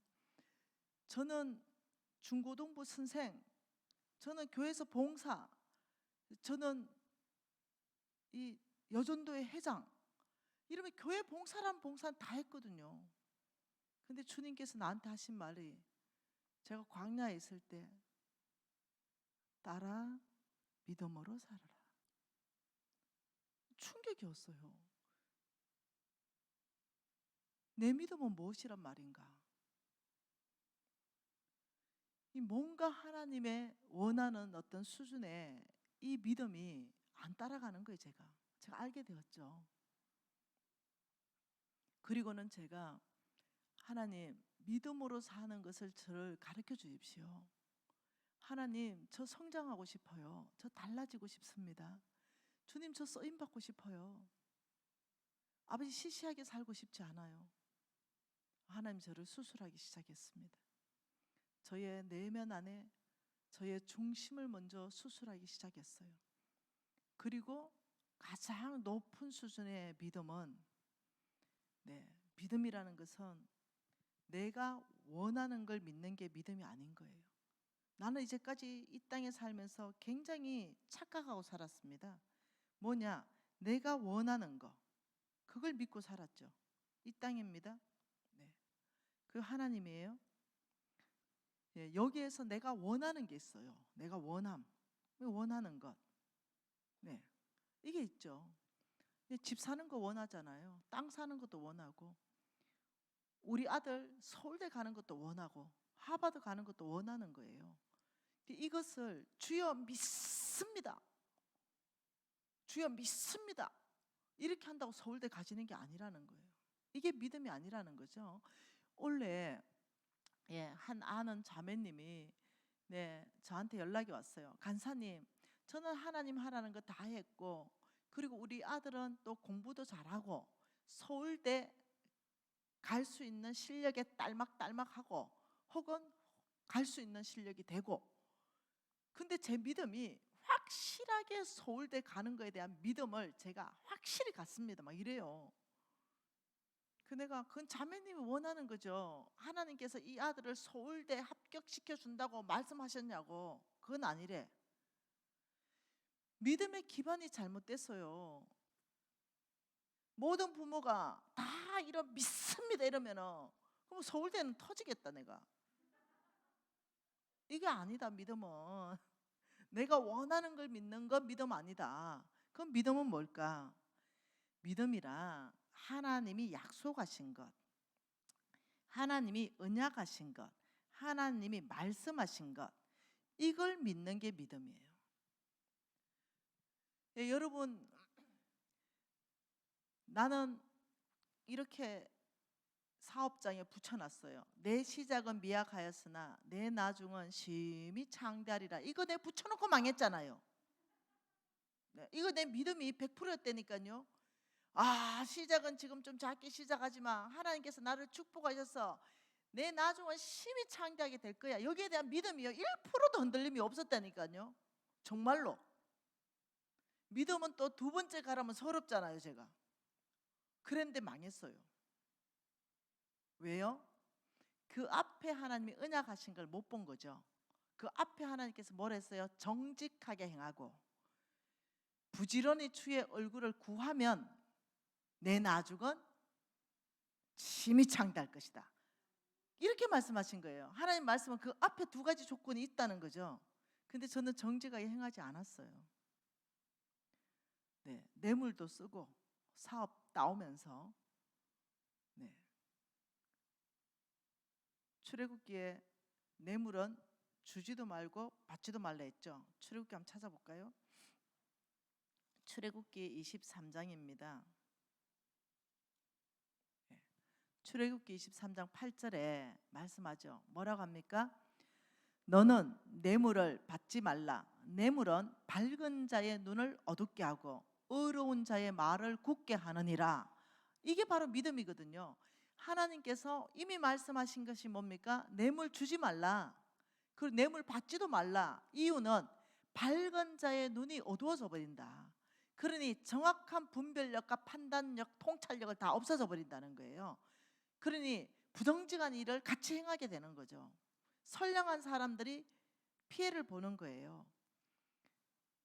어려운 자의 말, 정직한 말 못하는 거죠. 비유 맞추는 말을 해야 되는 거예요. 여러분 정치권 이거 전체 지금 문제 아니겠어요? 하나님 믿음으로 사는 것은 이 말씀에 너 뇌물 주지 말라 이럴 때 안 주는 게 믿음이죠. 받지 말라 할 때 안 받는 게 믿음이에요. 근데 저는 뇌물 줬어요. 그리고 내가 원하는 거 땄어요. 그리고 돈 벌었죠. 뭐 결과는 다 날아갔습니다만은. 네. 그러니 저는 교회 잘 나왔어요. 저는 아침부터 저녁까지 봉사했습니다. 우리 교회 장로님들, 권사님들이 저를 너무 예뻐했어요. 왜냐하면 인사 잘하지요, 상냥하지요, 봉사 잘하지요, 헌금 잘하지요. 그런데 실질적으로 내 안의 삶은 믿음이 하나도 없는 삶을 산다는 거죠. 부정직하지요, 뇌물 주지요, 안경 10만 원짜리 15만 원 바가지 씌워서 팔죠. 뭐 이런 거. 우리 양강진 지부장님은요 절대 그렇지 않아요. 그 집의 한약 정직한 한약 아닙니까? 재료가 정직하고 금액이 정직하고. 저는 그래 못 살았다는 거 아니에요. 네. 좀 어리숙한 아줌마 오면은 10만 원짜리 안경도 15만 원에 팔고. 네. 죄송해요. 네. 그러니 제가 베드로라는 거예요. 우리 주님 앞에 너무 죄송해서 우리 목사님이 김미진 강사님 나오겠습니다. 이런데 여러분이 와 할 때 내가 부끄러워서 낯을 못 들겠어요. 너무 주님께도 죄송하고 여러분께도 죄송하고 은혜로 삽니다. 예쁘게 봐주셔서 그냥 감격이고 고맙고 그 박수 소리가 응원이다 생각하고 그렇지 더 이상 부정직하게는 이제 안 살지. 20년 됐습니다. 부정직 끄는 거. 더 이상 부정직하게 안 삽니다. 더 이상 뇌물 쓰지도 않고 받지도 않습니다. 여러분 믿음으로 산다는 건 이런 거거든요. 믿음으로 사는 것 저는 몰랐죠. 세상 사람처럼 다 똑같은 원칙, 똑같은 방법, 똑같은 길, 똑같은 목적을 가지고 교회만 나오고 봉사만 잘하고 헌금만 잘한다고 나는 믿음의 사람으로 착각하고 살았다는 거예요. 그래서 믿음이라는 것은 믿음은 왜 믿음을 이렇게 강조하느냐? 돌파는 믿음에서 일어납니다. 재정적인 돌파 믿음에서 일어납니다. 저는 이제 돌파했습니다. 저는 이제 부족함이 없어요. 근데 이걸 어디서 출발점을 하나님이 잡으시는가? 이게 바로 믿음의 삶이라는 거예요. 믿음의 삶으로 돌파할 것인가? 성경 전체 이야기입니다. 믿음이라는 믿음으로 사는 삶, 이것은 절대로 자동적이지 않습니다. 자동적으로 사라지지 않습니다. 믿음으로 사는 거, 자 첫째, 영적 권위가 크다. 영적 권위가 많다, 크다. 영적 권위. 이 영적 권위가 크다. 자, 그러면 자동적으로 믿음으로 사라지는가? 목사님 영적 권위 크잖아요. 사모님 영적 권위 커요. 저는 장로입니다. 자, 장로 영적 권위 큽니다. 자, 권사님 영적 권위 커요. 자, 하나님께서 사역하기 위해서 영적 권위를 부여했죠. 이 영적 권위가 목사라고 한다고 해서 자동적으로 목사라는 타이틀이 믿음으로 사는 삶이 되는 게 아니라는 거예요. 목사인데 믿음 없는 목사 내가 본 적이 있다니까요. 장로인데 믿음 없는 장로, 믿음 없는 권사, 믿음 없는 선교사 만난 적이 있다니까요. 이것이 자동적으로 믿음의 사람이 되는 건 아니다. 그래 목사님들도 정신 번쩍 차려야 돼요. 목사님이면서도 믿음 없이 살다가 주 앞에 가는 경우 있을 수 있다니까요. 이게 자동적이지 않다. 그러니 모두가 두렵고 떨리는 것이죠.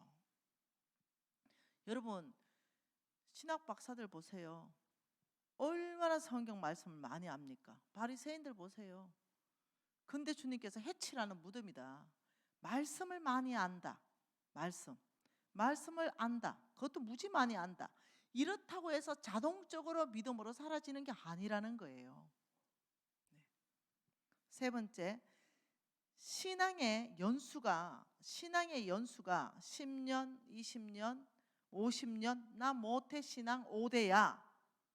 이것이 자동적으로 믿음으로 사는 삶에 사라지지 않는다는 거죠. 보장하지 않는다는 거예요. 그런 우리 모두는 정신을 바짝 차려야 되는 거예요. 왜 그런지 아십니까? 여러분을 인생 역전, 돌파, 여러분 삶을 바꾸는 거, 이게 첫 출발이 믿음이고 끝이 마무리가 믿음입니다. 그렇기 때문에 이 사일 전체 주제는 어떻게 믿음으로 재물을 움직일 것인가. 제가 왕의 제정 2에서 어떻게 믿음으로 재물이 움직여졌는가 간증했습니다. 어떻게 그 엄청난 회사가 김미진 끄게 됐는가. 저 돈 안 썼어요. 믿음으로 어떻게 그 회사가 오게 됐는가, 이것들을 간증하게 되었죠. 믿음으로 사는 것은 목사님 도전하셔야 됩니다. 사모님 도전하셔야죠. 여기 장로님들 도전하셔야 됩니다. 그리고 평신도 모두가 도전해야 돼요.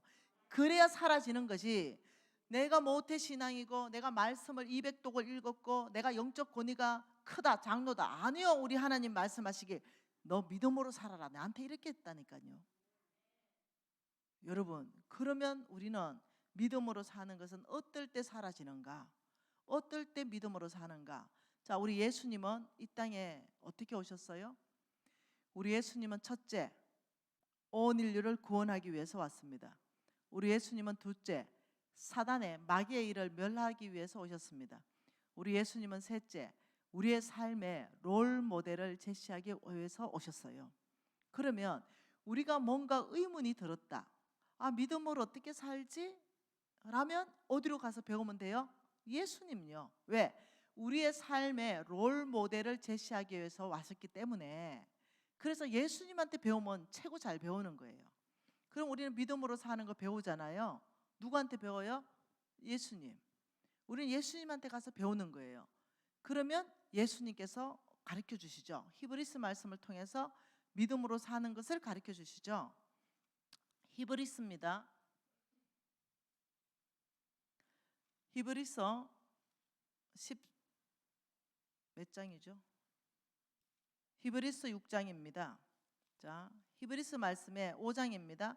히브리서 5장에 믿음으로 사는 것에 대해서 예수님이 가르쳐 주시는데 히브리서 5장 8절과 9절 두 절입니다.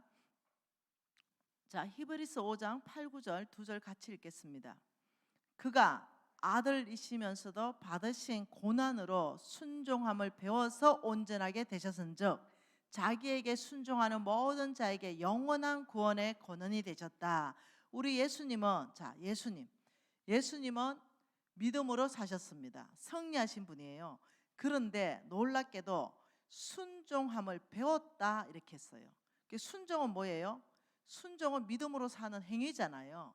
믿음으로 산다는 것은 반드시 내가 할 일, 순종을, 행동을 해야 되는 거거든요. 그런데 이것을, 순종을 뭘 하냐면 놀라운 말씀하십니다. 배웠다라고 말씀했어요. 우리 예수님은 순종은 믿음이라 그랬어요. 네, 이 믿음으로 사는 순종을 배웠다. 근데 뭘로 통해서 순종을 배워요? 놀랍도록 고난을 통해서 배웠다. 순종을 고난을 통해서 배웠다. 그렇다면 저와 여러분은 우리 예수님이 고난이 왔을 때 무엇을 배웠냐면 믿음으로 사는 걸 배운 거예요. 우리 하나님이 말씀하셨습니다. 너는 십자가에 달려서 죽어야 된다. 그리고 내가 사흘 만에 부활시켜서 죽음을 멸해버릴 것이다. 그 십자가로 온 인류의 죄를 다 사할 것이다. 죄의 대가는 사망이잖아요. 그래서 영원한 생명을 주겠다. 이렇게 말한 거예요. 우리는 그날의 영원한 생명을 가진 자들이에요. 우리 육은 죽지만 우리의 영은 하나님과 영원히 같이 살 거예요. 근데 그게 십자가 사건이란 말이에요. 근데 그걸 피하고 싶은 거죠. 너무 고통스러우니까. 아버지, 땀이 핏방울 되도록 기도했습니다. 아버지, 이 잔을 좀 옮겨주세요. 믿음은 뭐예요? 십자가 받는 거예요. 근데 우리 예수님도 너무 고통스러운 거죠. 이 십자가를 옮겨주기를 구했습니다. 그러나 우리 예수님은 뭐라 그럽니까? 나의 뜻대로 하지 마시고 내가 원하는 대로 하지 마시고 아버지의 뜻대로 하십시오. 이 땅에서 믿음으로 사는 것은 내가 원하는 게 아니라니까요. 아버지가 말씀하시고 아버지가 뜻하신 바 거기에서 우리가 아멘으로 사는 게 결과가 가장 아름답습니다. 결과는 무조건 대박입니다. 하나님이 하라고 하신 바로 그 일은 무조건 대박 나게 되어 있습니다. 결과가 그래요. 네. 우리 하나님은 우리에게 가장 좋은 걸 말씀하시지, 단지 내가 손해날 것 같죠. 단지 내가 손해날 것 같으니까 순종을 못해. 제가 그랬잖아요. 제가 빌딩을 하나 샀습니다. 빌딩이 수십억 가는 빌딩이에요. 꼬마 빌딩. 근데 어느 날 기도하는데 하나님이 나한테 말씀하시길 그 빌딩을 어느 선교단체에 기부하라는 거예요. 분명히 하나님 음성 맞았습니다. 그래서 제가 그 음성 듣고 나오면서 어머, 내가 아침부터 와 이렇게 하나님 음성 잘못 듣고 이러노? 네, 이렇게 했어요. 네, 그리고 이제 다음 날 또 기도하는데, 예, 그 감동함이 이루 말할 수 없이 오는 거예요. 그 빌딩을 글로 줘야 된다는 감동함. 그래서 내가 나는 왜 이렇게 감동을, 엉뚱한 걸 이렇게 감동을 삼고 이러냐. 제가 순종하지 않았죠. 너무 고통스러워서 내가 이렇게 말했죠. 오케이. 빌딩 한 층 전체를 비워버렸어요. 그 병원인데 나가라 이렇게 하고 선교단체 들어오라 그랬어요. 그 빌딩 전체를 선교단체 주고, 그 다음 내가 하나님한테 아버지 순종 잘했죠? 저 옆에 있는 빌딩 저거 2배만 한 거, 저거 제가 곧 살 건데 사면 이 빌딩 지금 들어와 있는 선교단체한테 도네이션 할게요. 여러분 이 정도 같으면은, 예, 그 병원 하나 싹 내보내면요 수백만 원의 임대료가 사라져요. 근데 그 선교단체 들어오라 그러고 헌신하기를, 이 옆에 빌딩 2배만 한 거 사면 이 빌딩 드리겠습니다. 잘했잖아요. 이 정도 같으면 잘한 거라고 생각했죠. 경매 나갔어요. 네. 하나님 앞에 드리지도 못하고 경매 나가고. 여러분 이제 이렇게 살았던 사람이에요. 여러분 앞에 하나님의 말씀을 전하기에는 너무나 부족하고 모자라는 사람입니다. 그래서 은혜지요. 주께서 용서하시고 새롭게 하시고 주의 뜻을 따라서 살아갈 마음도 위에서 부어주시고 그렇게 살아갈 능력도 부어주셔서 이제는 한 20년 정도 제가 최선을 다해서 믿음으로 살려고 지금도 애쓰고 있습니다.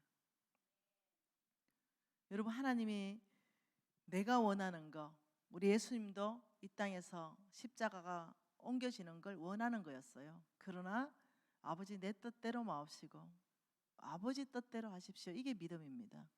믿음이라는 것은 하나님이 말씀하신 걸 듣고 거기에 반응하는 것, 순종하는 것, 이게 믿음이에요. 하나님 말씀하셨죠? 아들아 십자가를 지라. 이게 믿음이에요. 내가 원하는 거와 다른 방향이지만 이게 믿음이에요. 여러분, 저는 이 4일 동안 하나님이 재정적인 축복을 얼마나 많이 하시는지 이 부분에 대해서 언약을 보고 싶고, 이 부분에 대해서 약속을 보고 싶고, 이 부분에 대해서 믿음으로 어떻게 옮길 것인가 도전하고 싶습니다. 왜냐하면 내가 경험했기 때문이죠. 우리 제자들이 경험하고 있기 때문이죠. 실질적으로 현실화되기 때문이죠. 믿음은 바라는 것들의 실상이요 보지 못하는 것들의 증거라. 무엇을 바랄 것인가? 믿음은 내가 원하는 걸 바라는 거 아니라는 거죠. 믿음은 바라는 것들의 실상, 현실화된다. 어디서 바랍니까? 이 땅에서 뭘 바랍니까? 하나님의 언약과 약속을 바라는 거예요. 이걸 바라는 거예요. 그러면 이 땅에 뭐가 되냐? 실상, 현실화된다. 하나님이 약속했던 모든 것, 하나님이 언약했던 모든 게 바로 너의 것이 될 것이야. 바로 너한테 돌파가 일어날 것이지. 너는 바로 그 주인공이 될 것이야. 바로 이거. 믿음은 바라는 것들의 실상이요. 내가 원하는 것들을 바라서는 아무것도 안 일어나요. 믿음은 바라는 것들의 실상이요. 아버지 믿습니다. 우리 아들 서울대 가기를. 이게 아니라는 거예요. 그리고 시험 들죠. 못 갔거든요. 그러면 하나님 원망하죠. 실력이 안 돼서 못 간 거를 원망해야죠. 그런다는 거죠. 여러분 교회는 우리 왕의 스쿨을 우리 탁월한 양강진 간사님이 오셔서 섬겼잖아요. 수준 높이 가야 됩니다. 이제 믿음을 한 단계 더 높은 수준을 끌어올려야 돼요. 이제는 돌파할 때죠. 이제는 교회 공동체적으로 다음 시즌으로 나아갈 때죠. 바로 그 일을 위해서 여러분 준비하셔야 돼요. 여러분 이때가 오히려 더 부흥할 때입니다. 왜 그런지 제가 또 계속적으로 설명할게요. 여러분 오늘 이 첫째 시간은 믿음에 대해서 말했습니다. 특히 높은 수준의 믿음은 영적 권위에 하나님이 모든 권위는 위에서 낸다 그랬어요. 영적 권위에 항복할 수 있어야 된다. 여러분 지금 정권이 마음에 안 드십니까? 항복하세요. 그리고 기도하세요. 네, 지금 정권이 더 잘할 수 있도록 혹은 하나님 뜻대로 이 대한민국을 운영하십니다. 그러니 대통령이 됐다면 대통령 건의에 우리가 위탁하고 항복해서 더 좋은 나라로 만들어 가야 됩니다. 그리고 대통령이 하나님 뜻에 안 맞다 이러면 바꾸실 거예요. 하나님 바꾸실 겁니다. 이해되시나요? 거기 대놓고 계속적으로 대통령을 욕하고 계속적으로 이러면 안 돼요. 하나님께서 이 나라를 잡고 계시고 이 나라를 통치하고 계시기 때문에 우리는 세워진 건의가 야당이든 여당이든 함께 이 나라가 잘 되기 위해서 협력해야 돼요. 그리고 못 되면 천심의 주님 앞에 금시감에 기도하며 바꿔버립니다. 뭔 말 이해돼요? 그리고 또 이 사람 못하면 또 바꿔버립니다. 그런데 일단 세워진다면 함께 이 나라가 잘 되는 방향으로 연합하고 하나 돼야 되는 줄 믿습니다. 우리가 세워진 건의에 항복할 수 있어야 돼요. 하나님의 건의에 우리가 완전히 항복합니다. 여러분 지금 흩어진 교회에서 다른 교회도 왔을 거 아니에요. 여러분 교회 지도자들이 좀 잘못했다 하더라도 네, 하나님 말씀 앞에서 항복할 수 있어야 돼요. 중보기도 할 수 있는 성숙함이 나와야 됩니다. 내가 처리하려고 하면 안 돼요. 교회 연합에 힘써야 됩니다. 그럼에도 불구하고 교회가 잘못하고 뭔가 단체가 잘못하고 어떤 사람이 잘못했다 하더라도 공동체적 미션을 가지고 있습니다. 하나님의 나라를 세워야 됩니다. 이 땅 가운데 하나님의 성품을 보여야 됩니다. 예수 그리스도의 모습을 보여야 되죠. 여기에 우리가 연합하는 데 힘쓰고 하나 되는 데 힘쓰고 어떤 교인이 들어온다 하더라도 마음을 넓히 열어서 있는 그대로 환영하고 웰컴하면서 잘 정착할 수 있도록 도와주고 그리고 이 다른 교회에서 이사 왔기 때문에 얼마나 어색할 거예요. 친절하게 하면서 우리 교회에 잘 뿌리 내려서 사역자 될 수 있도록 도와주는 거. 예, 이 일들을 하나님이 놀랍게 이게 바로 믿음으로 사는 것이다. 그러면서 하나님께서는 너희들이 뭔가 공의를 쓴다면 화평과 안정과 평안의 결과와 열매가 반드시 나는가 먼저 묵상하라. 공의를 쓰기 전에 묵상하라. 이것이 바로 믿음이다. 왜? 믿음의 정의가 말씀 따라 사는 거니까. 하나님 말씀 음성 듣고 사는 거니까. 그래서 믿음에 사는 것은 목사님이라도 자유하지 않다. 영적 권위가 크다 하더라도 말씀을 많이 안다 하더라도 신앙의 연수가 많다 하더라도 자동적으로 사라지지 않기 때문에 예수님처럼 우리는 배워야 된다. 고난이 왔을 때 거역하고 엇나가는 것이 아니라 아버지 이 고난을 통해서 제가 무엇을 배우기를 원하십니까? 라고 머물러야 된다. 이 고난 앞에 머물러야 된다. 아버지 이 고난을 통해서 제가 무엇을 배워야 됩니까? 이때 주께서 남편을 통해서 인내하라. 오래 참으라. 자녀를 통해서 격려해 주라. 너를 격려하는 사람으로 칭찬해 주라. 오히려 혼내야 될 자녀에게 칭찬해 주라. 우리 유진이가 굉장히 멋지게 자랐거든요. 근데 이 아이가 자라면서 제 속을 뒤집어 놓은 적이 있었죠. 고신 5대입니다. 성경을 벌써 아마 거의 100독을 읽었어요. 28살인데. 아가 탁월해요. 그런데 고등학교 때 담배 피우더라고요. 고통이었죠. 여러분 저는 믿음의 명문가를 원했기 때문에 이런 담배를 피우고 뭐 술을 마시고 허랑방탕하게 사는 거 이거 제가 견디지 못해요. 어려워요. 그것은. 저는 그것이 너무 고통스러웠어요. 주님 앞에 갔죠. 패주고 싶었는데 주님 앞에 먼저 갔죠. 아버지, 저 고신 5대 놈이 담배 피워 들어왔어요. 어떻게 생각하세요? 내가 주님 앞에 이렇게 질문했어요. 우리 주님께서 위로해 주라, 격려해 주라, 안아주라, 패줘야 되죠.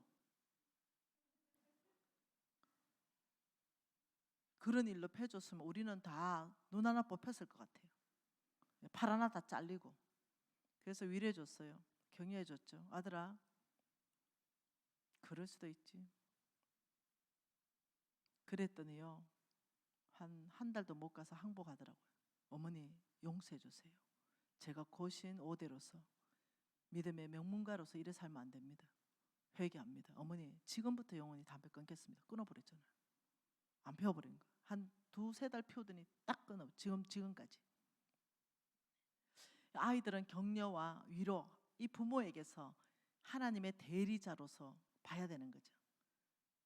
오래 참고 인내하고 축복해주고 칭찬해주고 기회주고 안아주고 품어주고, 베드로를 찾아온 예수님처럼 말 못하게 따주고 네가 이래 했잖아 하는 것이 아니라 자녀가 대답 잘할 수 있는 거, 그걸 가지고 대화하고, 이게 믿음이에요. 이게 바로 믿음으로 사는 삶입니다. 여기에서부터 우리는 달라지죠. 내면이 달라지죠. 우리의 중심이 달라집니다. 우리 주께서 말씀하시길 나는 외모를 보지 않고 중심을 본다 하셨잖아요. 달라지는 겁니다. 오늘 이 밤에 잠깐 기도하고 싶고 10분간만 쉬고 싶습니다. 그리고 저는 10시 10분에 마치겠습니다. 중간에 가실 사람은 지금 가시면 되겠습니다. 지금 오늘 주신 하나님의 말씀을 붙잡고 아버지, 내 내면을 바꾸고 싶습니다. 아버지, 정말 믿음의 사람으로 거듭나고 고상한 삶으로 도전합니다. 여러분, 통성으로 성령님 그렇게 살 수 있는 힘을 부어주십시오. 통성으로 기도하시겠습니다. 하나님 아버지, 참으로 감사한 것은 이 교회가 참 소망이 크다는 것입니다. 아버지, 이 지역사회 안에서 감당해야 될 목이 아버지 교회 안에 있습니다. 아버지, 이 교회 안에 새 가족들을 더 보내주실 때 아버지여, 성숙한 아버지의 크리스찬들이 이 교회 안에서 일어나게 하시고 아버지, 높은 수준의 믿음으로 사는 삶을 살아내게 하셔서 아버지, 능히 하나님 보시기에 옳다라고 칭찬받는 교회 되게 해주십시오. 아버지, 그래서 아버지여, 정말로 이 공동체적인 사명을 능히 감당할 수 있는 교회 되게 하시고 아버지여, 이 교회 안에서 또 신앙생활하는 각 가정 안에서 아버지 믿음으로 사는 것을 배우고 훈련할 때 아버지와 높은 수준, 새로운 차원의 아버지 놀라운 삶을 살아갈 수 있도록 은혜를 베풀어 주십시오. 아버지, 그리함으로 말미암아서 우리가 주님에게 착하고 충성된 종아 주인의 즐거움에 참여할지어다 아버지 칭찬 받을 수 있도록 은혜를 베풀어 주시옵소서. 예, 주님. 하나님 아버지, 이 4일간의 전체 집회 안에서 믿음에 대해서 큰 계시가 이 교회 안에 풀어지기를 원합니다. 아버지, 우리의 심장은 십자가로 이끌어 주시고 아버지, 우리가 그렇게 살고 싶은 도전을 일으켜 주시며 아버지, 그렇게 살아갈 수 있는 능력을 부어주셔서 아버지, 종래에는 주님께 다 쓰임받는 아버지 사람들 될 수 있도록 축복하실 줄 믿습니다. 예수님 이름으로 기도합니다. 50분에 다시 모이겠습니다.